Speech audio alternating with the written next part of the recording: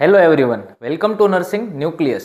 Today we are going to discuss about our new topic, connective tissue. આના પહેલા આપણે એપિથેલિયલ tissue, cell cycle and mitosis આ ત્રણેય વિશે આપણે ભણી ગયા છે, જેના આપણે જે વિડીયો છે તે આપણા પ્લેલિસ્ટમાં યુટ્યુબ ચેનલ ઉપર અવેલેબલ છે. હવે જે આ કનેક્ટિવ ટિશ્યુ છે તેના વિશે આપણે વાત કરીશું. તો આ કનેક્ટિવ ટિશ્યુ આપણા બોડીમાં સૌથી વધારે જો કોઈ ટિશ્યુ આવેલી છે તો તે કઈ છે? Connective tissue. બરોબર, તો આને કહીશું મોસ્ટ અબન્ડન્ટ ટિશ્યુ. ઓકે, પછી આખા બોડીની અંદર ફેલાયેલી છે, મતલબ આપણે એને કહીશું વાઇડલી સેપરેટેડ. બરોબર, હવે કેમ વાઇડલી સેપરેટેડ કીધું? આપણે તમે આના પહેલાની એક ટિશ્યુ ચેક કરી લ્યો તો કે એપિથેલિયલ ટિશ્યુ. તો એપિથેલિયલ ટિશ્યુની અંદર કેવું હતું કે જે આ સેલ છે તે કેવા હતા? એકબીજાથી ચીપકેલા હતા, એકબીજાની સાવ નજીક હતા. હવે આ સેલની વચ્ચેની જે જગ્યા છે તેને આપણે કહીશું એક્સ્ટ્રા સેલ્યુલર મેટ્રિક્સ, કે જે કેવું હતું? મિનિમમ આ જે બે સેલ છે એના વચ્ચે જે કાંઈ પણ સ્પેસ છે તેને આપણે કહીએ એક્સ્ટ્રા સેલ્યુલર મેટ્રિક્સ, જે આમાં સાવ ઓછું છે, કેમ કે બે સેલ વચ્ચે જગ્યા છે નહીં. પણ કનેક્ટિવ ટિશ્યુ છે, દાખલા તરીકે અહીંયા આપણે કનેક્ટિવ ટિશ્યુની ડ્રો કરીએ તો એક અહીંયા સેલ છે, તો બીજો સેલ ક્યાં છે? અહીંયા. બરોબર, એક સેલ અહીંયા છે તો બીજો સેલ ક્યાં છે? અહીંયા. તો આ સેલ વચ્ચેની જે જગ્યા છે, આ જે વ્હાઇટ બ્લેન્ક સ્પેસ છે, તેને આપણે કહીશું એક્સ્ટ્રા સેલ્યુલર મેટ્રિક્સ. ખબર પડી બધાને? ઓકે, હવે જે આ કનેક્ટિવ ટિશ્યુ છે તેનું કામ શું છે મેઇનલી? બરોબર, તો આનું ફંક્શન શું છે? તો સૌથી પહેલું ફંક્શન છે એનું કે સપોર્ટ કરવાનું. કઈ રીતના સપોર્ટ કરવાનું? તો કે આપણા બોડીની અંદર જે આવેલ બોન્સ છે, હાડકા, તે કેના બનેલા છે? કનેક્ટિવ ટિશ્યુના. બોન છે તે કનેક્ટિવ ટિશ્યુ છે. હવે આ જે બોન છે તે શું કરે છે? આપણા બોડીને સપોર્ટ કરે છે. આપણે ઊભા રહી શકીએ છીએ તો એનું કારણ શું છે? તો કે બોન આપણી બોડીની અંદર પ્રેઝન્ટ છે, માટે આપણે ઊભા રહી શકીએ છીએ.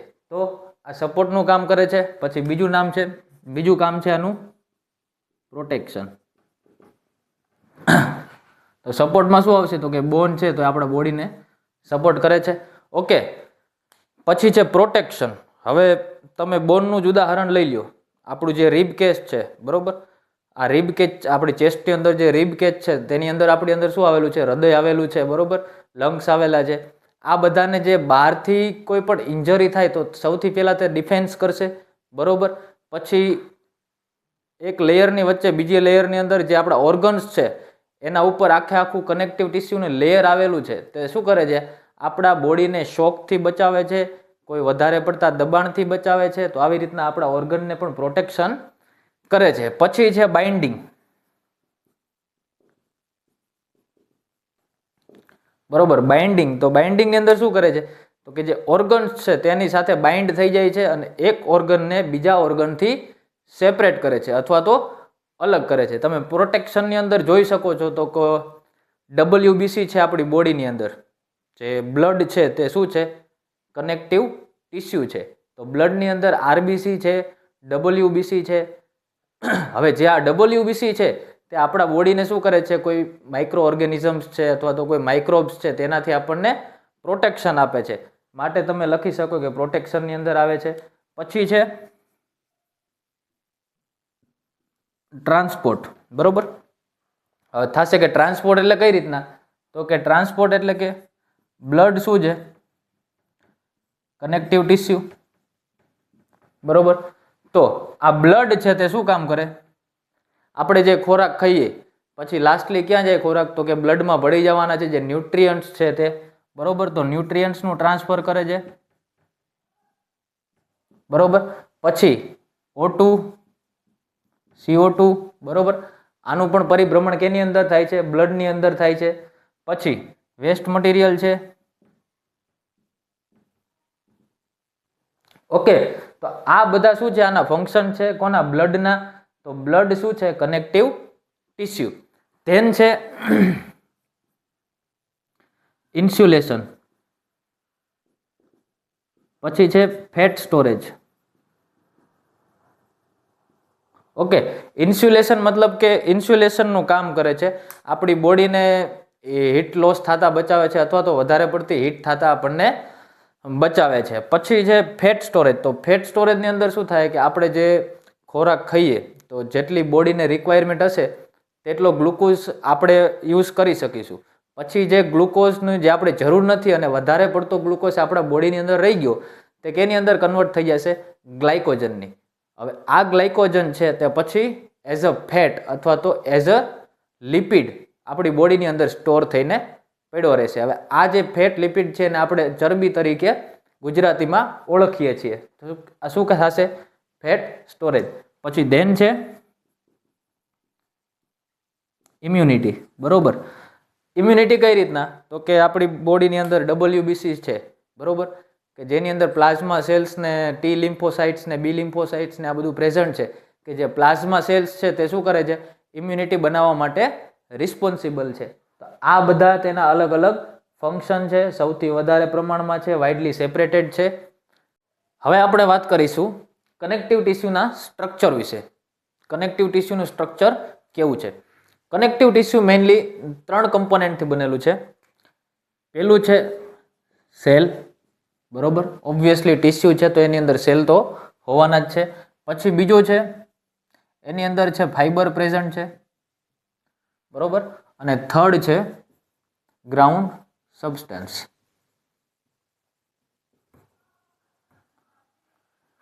કેટલા કમ્પોનેન્ટ છે? 3, સેલ, ફાઈબર અને ગ્રાઉન્ડ સબસ્ટન્સ. સેલ બધાને ખબર છે. ફાઈબર્સ એટલે એક થ્રેડ લાઇક સ્ટ્રક્ચર છે કે જે આ આખી ટિશ્યુ છે તેને સપોર્ટ કરે છે અને જે સેલ્સ છે તેને એલાઇન રાખે છે અથવા તો સેલને સ્ટ્રક્ચરલ સપોર્ટ આપે છે. હવે ગ્રાઉન્ડ સબસ્ટન્સની અંદર કેવું છે? તો કે એક જેલ જેવું સ્ટ્રક્ચર છે. કેવું? જેલ જેવું સ્ટ્રક્ચર છે. મોસ્ટલી એની અંદર શું હોય છે? પ્રેઝન્ટમાં પોલીસેકેરાઇડ હોય છે, બરોબર. એની અંદર ગ્લાયકોપ્રોટીન, પછી ગ્લાયકોસો એમિનો ગ્લાયકેન, ગ્લાયકોસો એમિનો ગ્લાયકેન કે જેને ગેગ્સ તરીકે પણ ઓળખવામાં આવે છે. પછી છે હાઇલુરોનિક એસિડ,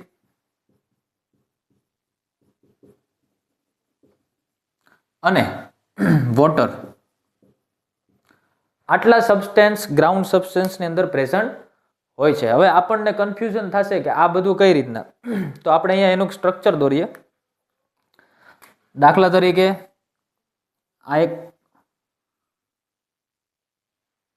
કનેક્ટિવ ટિશ્યુ છે, બરોબર. હવે એના અંદર સેલ પ્રેઝન્ટ હશે તો આ કનેક્ટિવ ટિશ્યુની અંદરના સેલ્સ છે. આવી રીતના અલગ અલગ સેલ્સ પ્રેઝન્ટ છે. ઓકે, હવે એની અંદર ફાઈબર્સ પ્રેઝન્ટ છે. તો ફાઈબર કેવું છે? તો કે દોરા જેવી રચના છે, આવી રીતના, બરોબર. હવે આના સિવાય જે વધુ તે શું છે? Ground substance. જે જેલ જેવું સ્ટ્રક્ચર છે આખે આખું, તેને આપણે શું કહીશું? Ground substance. અહીં સુધી ખબર પડી? હવે આ ગ્રાઉન્ડ સબસ્ટેન્સની અંદર શું આવેલું છે? તો કે પોલિસેકેરાઇડ્સ અથવા તો કાર્બોહાઈડ્રેટ, સુગર પ્રેઝન્ટ છે. તો એમાં છે ગ્લાયકોપ્રોટીન, ગ્લાયકોસો એમિનો ગ્લાયકેન, હાઇલુરોનિક એસિડ અને પાણી અથવા તો વોટર. આટલી વસ્તુ ગ્રાઉન્ડ સબસ્ટન્સની અંદર પ્રેઝન્ટ છે. પછી છે ફાઈબર્સ. તો આ ફાઈબર શું કરે? તો કે સપોર્ટ કરશે. પછી અલગ અલગ ફાઈબર્સ પ્રેઝન્ટ છે તેના પ્રમાણે અલગ અલગ એના કામ હશે, બરોબર. હવે સેલની અંદર આપણને સૌથી પહેલા સેલ જોવા મળશે ફાઇબ્રોબ્લાસ્ટ. આ સેલ સૌથી વધારે પ્રમાણમાં આના અંદર પ્રેઝન્ટ છે કનેક્ટિવ ટિશ્યુની અંદર. અને આ ફાઇબ્રોબ્લાસ્ટ સેલ છે તે રિસ્પોન્સિબલ છે તો કે કેના માટે? તો કે આ ફાઈબર્સ જે છે તેનું પ્રોડક્શન કોણ કરે છે? ફાઇબ્રોબ્લાસ્ટ. પછી આ ગ્રાઉન્ડ સબસ્ટેન્સ છે તેનું પણ પ્રોડક્શન કોણ કરે છે? Fibroblast cell. તો produce fibre and ground substance, બરોબર. હવે ફાઇબર્સનું પ્રોડક્શન કોણ કરે છે? તો કે ફિબ્રોબ્લાસ્ટ. બરોબર. તો આ ફિબ્રોબ્લાસ્ટ છે તે 3 પ્રકારના ફાઇબર્સ બનાવે છે. એક છે કોલેજન ફાઇબર, પછી છે ઇલાસ્ટિન ફાઇબર અને પછી છે રેટિક્યુલર ફાઇબર. હવે જે કોલેજન ફાઇબર છે તે વ્હાઇટ કલરનો છે. બરોબર. પછી સૌથી વધારે રિજિડ અથવા તો કેવો છે? સૌથી વધારે મજબૂત છે.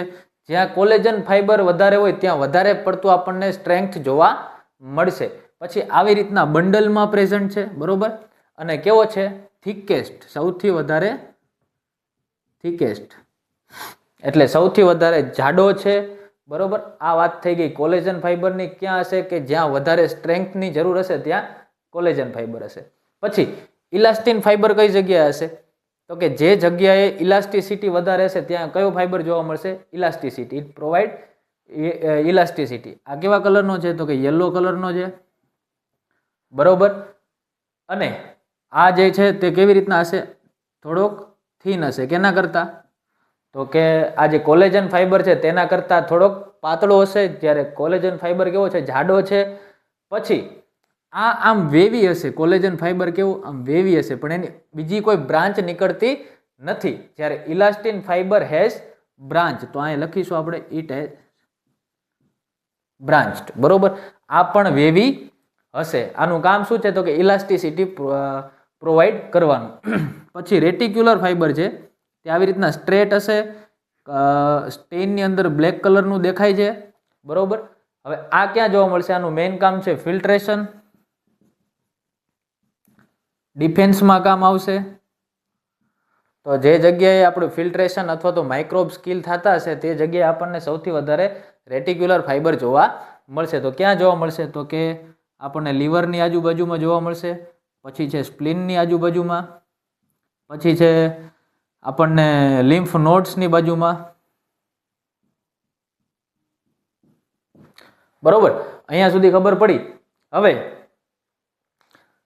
ફિબ્રોબ્લાસ્ટ શું કરે છે? તો આપણે વાત કરી ફાઇબર્સ અને ગ્રાઉન્ડ સબસ્ટાન્સ પ્રોડ્યુસ કરે છે. પછી આનું એક બીજું કામ છે ટિશ્યુ ગ્રેન્યુલેશન, મતલબ કે હીલિંગ. જ્યારે કંઈ પણ આપણને વાગે અથવા તો ઇન્જરી થાય ત્યારે જે ટિશ્યુ જે આપણી જે ઇન્જરી સાઇટ છે તે જગ્યાએ એનો કલર ચેન્જ થઈ જાય અને આપણે ટિશ્યુ ગ્રેન્યુલેશન તરીકે ઓળખીએ છીએ. તેનું કારણ જવાબદાર કોણ છે? તો કે ફિબ્રોબ્લાસ્ટ છે. પછી છે ફેટ સેલ. ફેટ સેલનું બીજું નામ છે એડિપોસાઇટ. ઓકે. આ ફેટ સેલ છે તે શું કામ કરે છે? તો કે આપણે વાત કરી કે આપણે મેટાબોલિઝમ થાય જ્યારે બોડીની અંદર ત્યારે ગ્લુકોઝથી થાય છે. હવે વધારાનો ગ્લુકોઝ છે તે કેની અંદર સ્ટોર થાય? તો કે ગ્લાયકોજન થઈ જાય. અને આ ગ્લાયકોજન છે તે એઝ અ ફેટ અથવા તો ફેટ તરીકે સ્ટોરેજ આપણા બોડીની અંદર થાય છે. હવે આ એડિપોસાઇટ છે સેલ છે તે કેવો હોય? તો કે આવી રીતના આમ સેલ છે. એનું ન્યુક્લિયસ અહીંયા સાઈડમાં હોય અને અહીંયા આખા સેલની અંદર શું પ્રેઝન્ટ હોય? ફેટ. Okay, understand. પછી જે મેક્રોફેજીસ.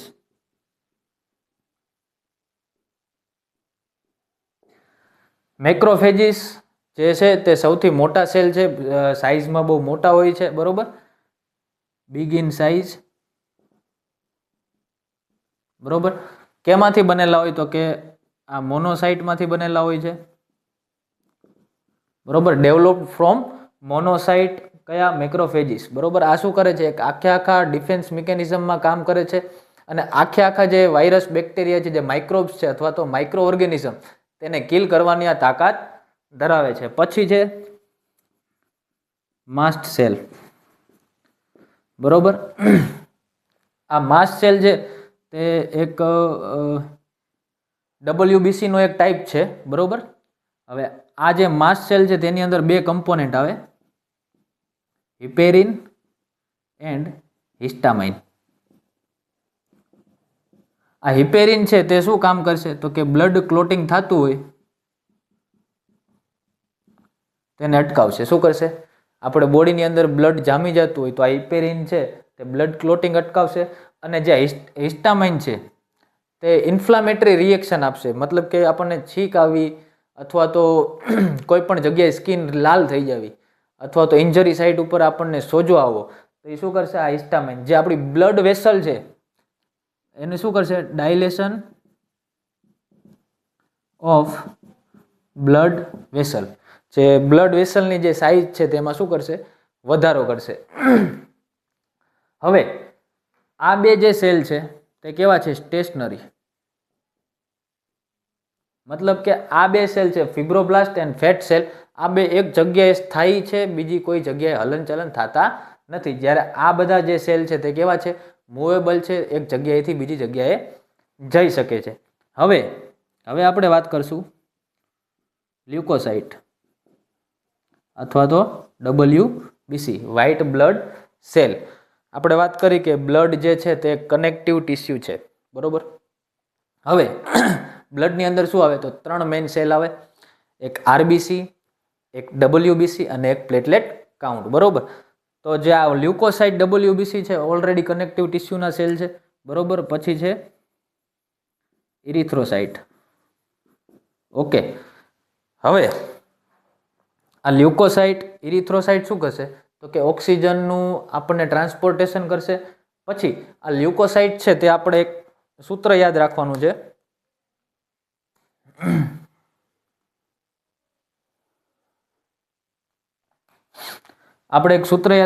છે, નેવર લેટ મંકી ઈટ બનાના. ઓકે, નેવર ઉપરથી ન્યુટ્રોફિલ્સ, એલ ઉપરથી લિમ્ફોસાઇટ્સ, એમ ઉપરથી મોનોસાઇટ, ઈ ઉપરથી ઇઓસિનોફિલ્સ અને બી ઉપરથી બેઝોફિલ્સ. આ જે 5 જે મેં તમને સેલ્સના નામ આપ્યા તે આપણી ઇમ્યુનિટીમાં ખૂબ જ રિસ્પોન્સિબલ છે, આપણી ડિફેન્સ મિકેનિઝમમાં બહુ જ મહત્વપૂર્ણ છે, બરોબર. પછી આવશે કોન્ડ્રોસાઇટ.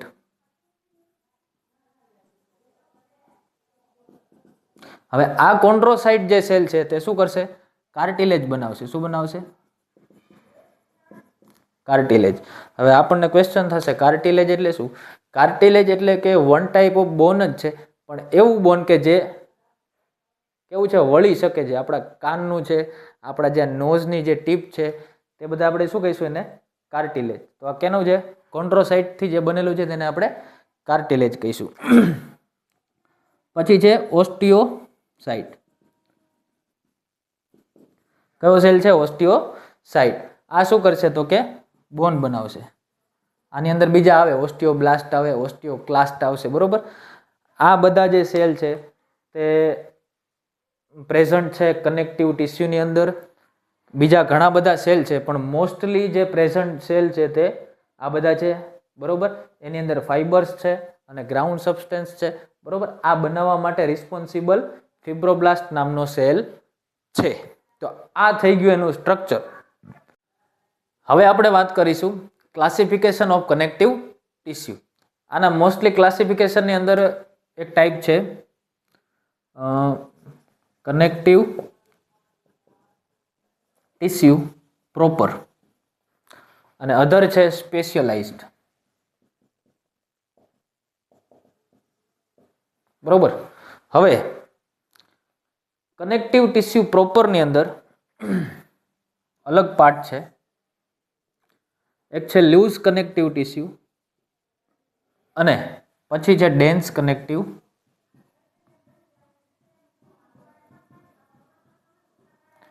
ઓકે. હવે લૂઝ કનેક્ટિવ ટિશ્યુ અને ડેન્સ કનેક્ટિવ ટિશ્યુ એટલે શું થાય તો આપણને ક્વેશ્ચન થાય કે લૂઝ અને ડેન્સ ખબર પડી જાય આના નામ ઉપરથી. લૂઝ એટલે કે છૂટું છવાયું હશે થોડુંક, અને ડેન્સ મતલબ કે કોમ્પેક્ટ હશે, એકબીજાની આમ વધારે પડતી માત્રામાં બધા સેલ્સ ને એ બધું પ્રેઝન્ટ હશે. હવે તો આમાં આપણે લખી શકીએ લૂઝમાં કે લેસ સેલ્સ એન્ડ ફાઇબર્સ, બરોબર. અને આની અંદર લખી શકીએ આપણે મોર સેલ્સ એન્ડ ફાઇબર, બરોબર. અહીંયા આપણે ડ્રો કરીએ તો આ કનેક્ટિવ ટિશ્યુ છે, બરોબર. હવે આપણે લૂઝ કનેક્ટિવ ટિશ્યુની આપણે ડ્રોઈંગ કરીએ તો એના અંદર આ સેલ પ્રેઝન્ટ છે, બરોબર. પછી આ એની અંદરના ફાઈબર્સ છે, આપણે કોલેજન ફાઈબર દોરી દઈએ. પછી આપણે આ ઇલાસ્ટિન ફાઈબર દોરી દઈએ, બરોબર. અને ધેન આપણે દોરી દઈએ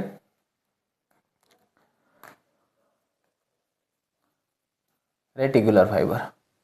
ઓકે, તો આની અંદર જે સેલ્સ છે, ફાઈબર્સ છે, તે કેવા ઓછા પ્રમાણમાં છે, એટલે આને કીધું છે લૂઝ કનેક્ટિવ ટિશ્યુ. પછી જે ડેન્સ કનેક્ટિવ ટિશ્યુ, તો ડેન્સ કનેક્ટિવ ટિશ્યુની અંદર કેવું હશે કે જે સેલ છે તે કેવા હશે, વધારે પ્રમાણમાં પ્રેઝન્ટ હશે, એની અંદર ફાઈબર્સ પણ વધારે પ્રમાણમાં પ્રેઝન્ટ હશે. ઓકે, તો આને આપણે કહીશું ડેન્સ કનેક્ટિવ ટિશ્યુ. ખબર પડી બધાને અહીં સુધી? હવે આના બીજા સબ ટાઈપ છે બે. એક છે ડેન્સ રેગ્યુલર અને અધર વન છે ડેન્સ ઇરેગ્યુલર. અને હજી એક છે ઇલાસ્ટિક. ઓકે, ત્રણ ટાઈપ પડ્યા, ડેન્સ રેગ્યુલર, ડેન્સ ઇરેગ્યુલર અને ઇલાસ્ટિન. હવે ડેન્સ રેગ્યુલરમાં શું કહેવા માંગે છે કે આ એક કનેક્ટિવ ટિશ્યુ છે, તો આની અંદર જે ફાઈબર્સ પ્રેઝન્ટ છે તે રેગ્યુલરમાં પ્રેઝન્ટ હશે, મતલબ કે કોઈ પણ એક દિશા તરફ હશે. પછી ફાઈબર્સની વચ્ચોવચ્ચ એકદમ બીચની અંદર સેલ હશે, પણ કેવા હશે, એકદમ અલાઇન હશે. પછી બીજા ફાઈબર પ્રેઝન્ટ હશે, આવી રીતે. આને આપણે કહીશું ડેન્સ રેગ્યુલર.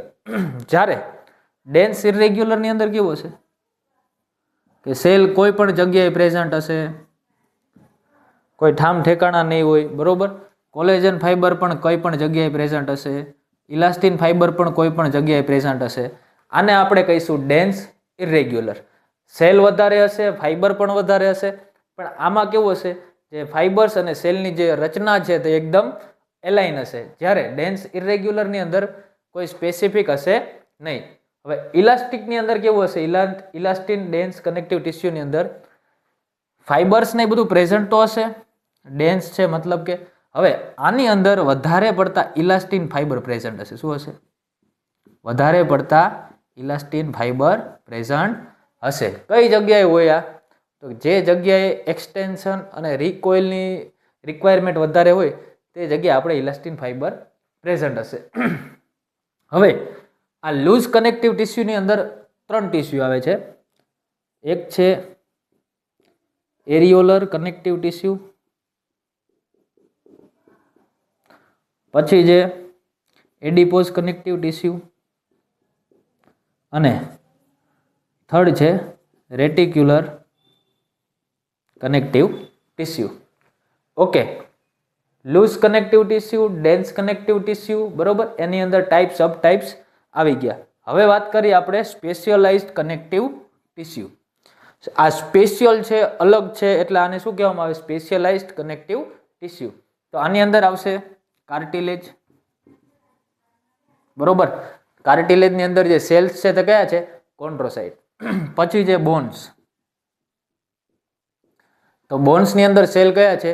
ઓસ્ટિયોસાઇટ્સ, ઓસ્ટિયોક્લાસ્ટ એન્ડ ઓસ્ટિયોબ્લાસ્ટ. પછી છે બ્લડ અને ધેન છે લિમ્ફ. ઓકે, આ બધું વાત થઈ ગઈ આપણે આના ક્લાસિફિકેશનની. આની અંદર આ બે અપવાદ છે, બ્લડ અને લિમ્ફ. આ બે કેવા છે? Atypical fluid connective tissue. Connective tissue તો છે જ, પણ કેવી છે? Fluid connective tissue. તો આખું એનું ક્લાસિફિકેશન છે. Thank you so much. Please like, share and subscribe this YouTube channel. Thank you so much.